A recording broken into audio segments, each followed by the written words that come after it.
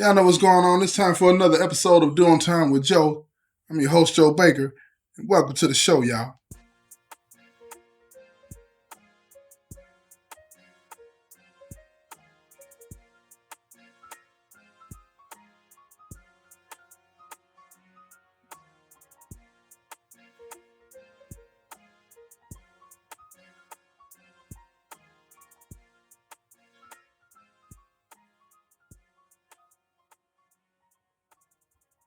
Now check this out, y'all. You know what happened in the last episode? Terry's gotten arrested. Steven done set him up. Now he's in the jail and he's making that phone call. He's got to call his girlfriend, Monica. He's got to call her and let her know what happened. So he's calling. The phone is ringing. She picks up and it says, "You have a collect call from such and such county jail." I'm not going to tell you what a jail is. Y'all know how I do, right? So she squinches up her eyes and she leans back. She's the county jail. And then Terry's voice comes on. He said, "Monica, it's me, Terry." She said, "Why are you calling me from a jail?" And he says, "Because I'm in jail." And she said, "You're in jail?" And he said, "Yes." He said, "It's a long story. I'll explain it to you, but I need you to go get a bondsman and come down here to get me out." And she said, "A bondsman? I don't know how to do any of that." And he gives her this bondsman's name and number that he always kept, on deck just in case he needed him. He never needed him in the past because he had never been arrested. But when you in the game, you always keep a bondsman and a lawyer on speed dial. You feel me? That's just what it is. And he did. So she called the bondsman and told the bondsman what had happened. And the bondsman was like, "Terry, I got him. I'm on my way now." And she said, "Will you meet me at the jail?" And he said, "I'll be there." He said, "By the time you get there, he'll be on his way out." So the bondsman goes right there because the bondsman's office, most bondsmen are not that far away from the jails, right? So the bondsman get down there way before her. He's processing the paperwork. He's finna get him out. And Terry is down at the booking desk just waiting for the paperwork to be signed. They're going to release him. So when Monica walks in, she sees him. And she sees him in a way that she had never seen him before because she had never seen him in that element. You know what I'm saying? She knew when she first got with him that he sold weed, but he presented himself totally different. And when you see somebody that you love in jail, they have this look. They have this look. It's about, especially that first time or the first few times. It's almost a look of confusion and defeat. And Terry had that look on his face. But she had always seen him as this confident, strong person, sure of what he wanted, sure of what he wanted to do, sure of the direction that he was going in, right? But now she's seeing him as somebody that's unsure, nervous, not knowing what's going to happen next. Because Terry had never been in this situation either. He had always been able to be one step ahead. Never got arrested. But now he had. So the process takes about 20 minutes. Terry, Monica, and the bondsman are walking to their cars. The bondsman tells them the court dates and all this and that. He said, "Man, show up, man. Stay in touch with me. You know what it is," so on and so forth, right? Terry tells him thank you, shakes his hand, and he walks away. Monica, they get to the car. She stops at the car, and she says, "Hold up. Tell me what's going on." She said, "I need to know what is happening." And he tells her, "I will. Get in the car." So they get in the car. And he drives because he knows that she's not going to be able to handle what he's about to say. So he explains to her everything. And he told her a few days ago, Stephen came to me, nervous, telling me that he needed my help. I told him no, but he persisted. And I eventually told him that, okay, I'll call somebody for you and I'll take care of it for you. I did. And they arranged to where he could come by and pick it up, but he kept pushing and pushing, saying that he didn't want to do that. He wanted me to do it. So I went by and I got it and I met him in the parking lot and I was just going to give it to him and I was done. That was it. But when I handed it to him, the police surrounded the car and it was a setup. She looked at him And she said, but why did you do it? You told me you were done. Why did you do it? And he said, I was trying to help my cousin. I was trying to help my cousin. I wasn't thinking that he was trying to set me up. I wasn't doing it for the money. I didn't charge him anything. I was only doing it to help him. He made me believe that he was in some serious trouble, and I was trying to help him get out of it. And she looked at him, and a tear rolled down her face, and she's like, why? All of what she's hearing everything that he's saying, but in her mind, it's like, still, why? You didn't have to do that. You didn't have to do it like that. She didn't understand how it is in the streets. You know, the streets handle problems differently. But in her mind, it's like, why handle it by the streets?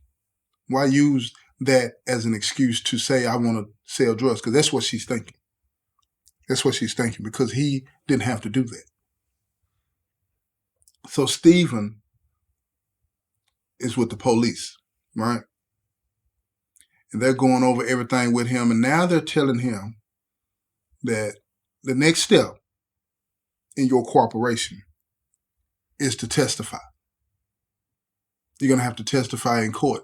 That's if Terry doesn't take a plea. Now, Stephen is panicking. He said, this is it. You told me all I had to do was get him to give me something, and that was it. And the officer told him, yeah, I did tell you that. But it's more to it. And if you're not going to do it, this is when they get aggressive. See, they'll tell you a piece of it. They'll tell you a little piece of it because they know they got you on the hook. But they gotta go all the way with it. They got to go all the way with it. And he didn't want to go that far. He didn't want to go that far. What he wanted to do was just to be able to make the buy and go on with his life. And that's it. He didn't want to face it. He didn't want to look at the damage that he had done. He didn't want to look at the pain that he had caused. He didn't want to see it. He couldn't face it. But he had to. So by now, Stephen's parents know what happened. The whole family knows what's happened. See, he didn't think about any of that.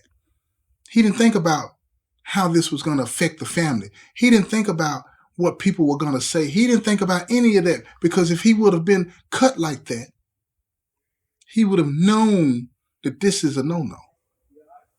He would have known it, but he didn't. He didn't, and he didn't even consider it. So when he gets home, his mother and father are going off on him. What have you done? What have you done? You've been selling drugs at the school? What have you been doing? He tells them no, because they don't know. They don't know nothing about him getting arrested.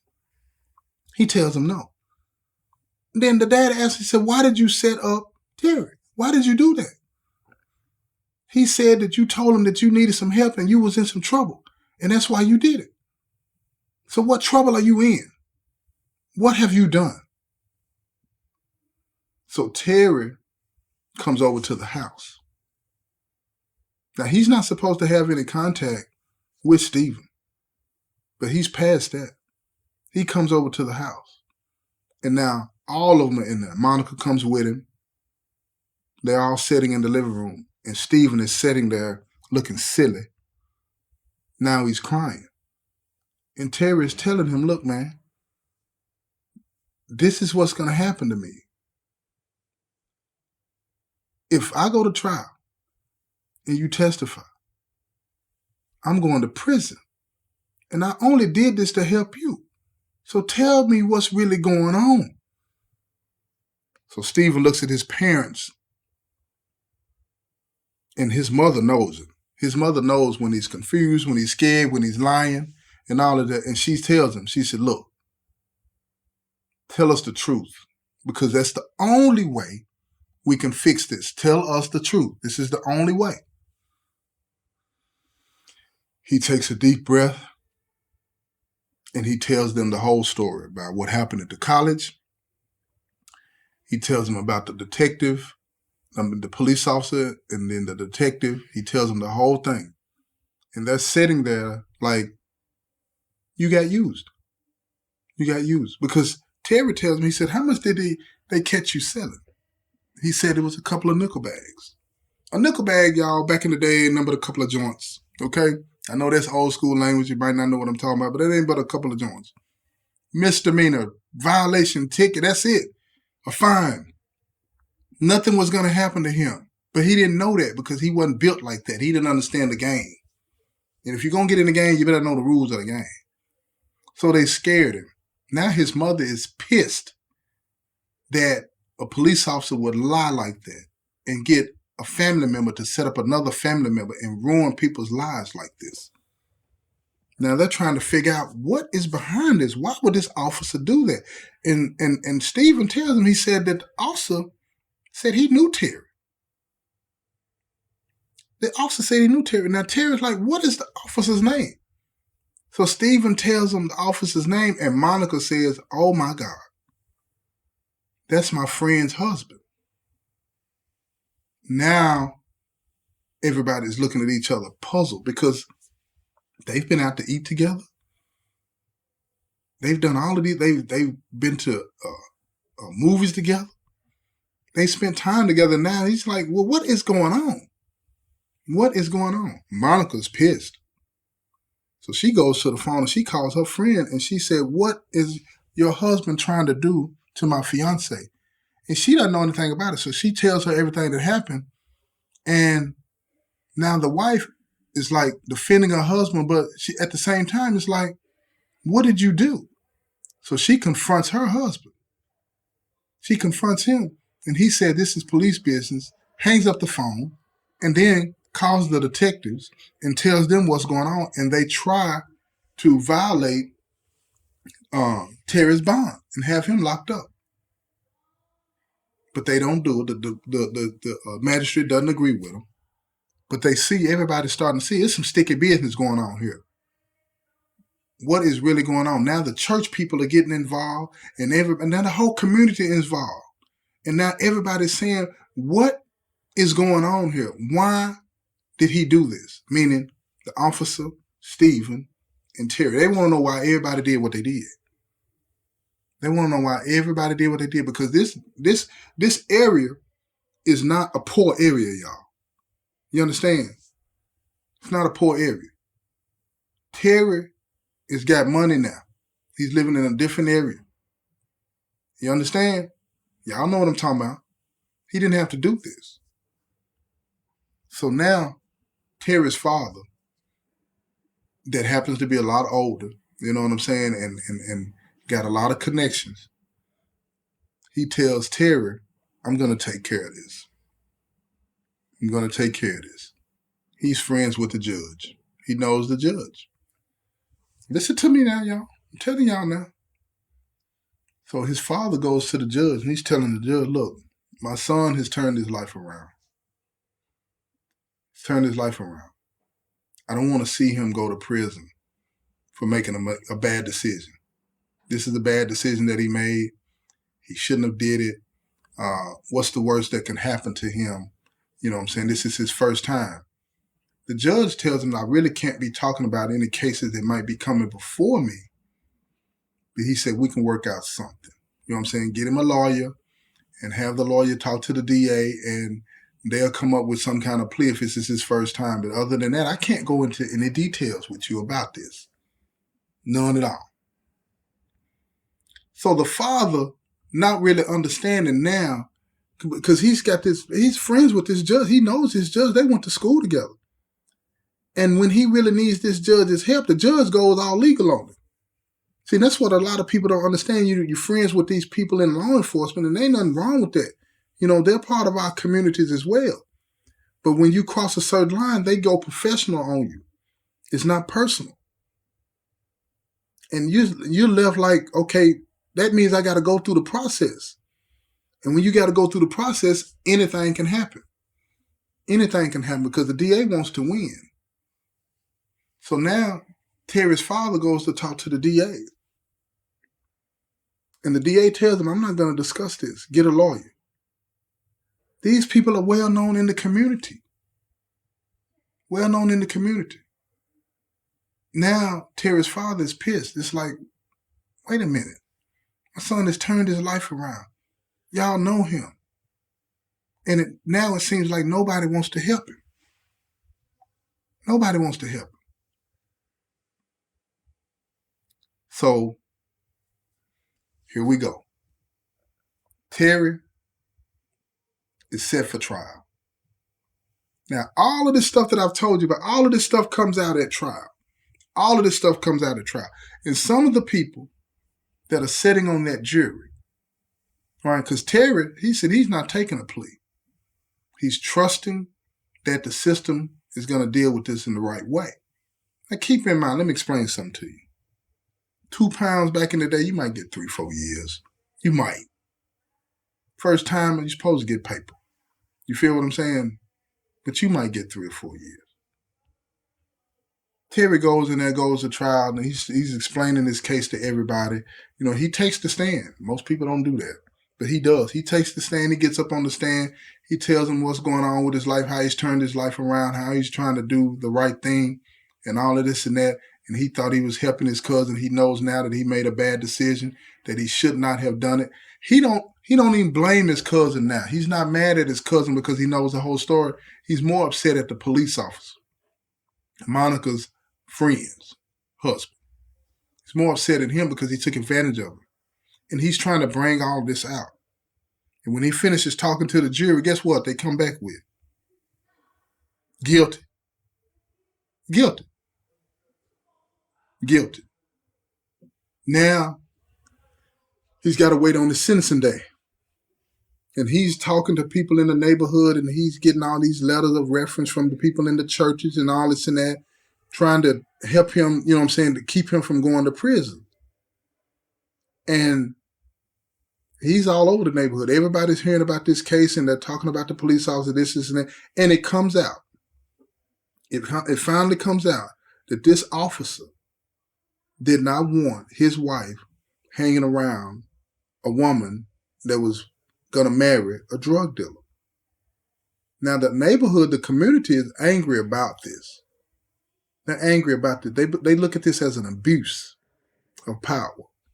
They look at this as somebody that took advantage of somebody that made a mistake and pushed the issue. And now this young man was facing prison time. Well, came time to go in front of the judge. Now, all of this stuff had been stirred up. Now, the judge is looking at it like, okay, if I don't send him to prison, then people are going to believe that I gave in to the pressure of the community. So, in essence, Terry made his situation worse in the judge's eyes by making a big stink about it. But he was trying to point out how somebody young like Stephen, and now Stephen and Terry are the same age now, but how somebody young like Stephen that doesn't understand what's going on was taken advantage of. And the judge is part of that same system. So y'all know what he did. The judge sentenced Terry to 4 years in the penitentiary. And that's how I met him. And that's how I know this story. And what I want to say to you is this. You know, I'm not going to talk about the part of, you know, Stephen being taken advantage of, because he was taken advantage of. What I want to talk about is this. You got to remember something about getting involved in crime. There are no winners, period, no winners. And even though this was a minor situation in the eyes of a lot of people that are in the penitentiary, 4 years, you can do that. You know what I'm saying? Do that to county jail and be out by 2. But those are 2 years that a person is going to lose on their life. Are you willing to lose any time that you have in your life?